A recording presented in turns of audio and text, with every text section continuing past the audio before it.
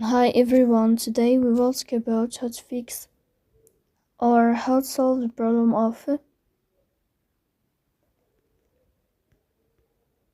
application of Telegram. You will go to settings. In this page you will go to apps, default apps, app settings.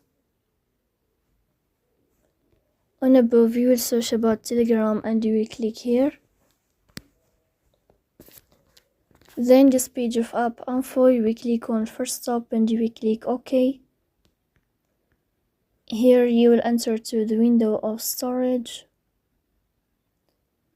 Then you will click on clear cache. But pay attention, don't click clear data because that can delete your account. In the end, you can turn off your phone and you can wait a moment to restart your phone again. So please don't forget to support us by like and subscribe.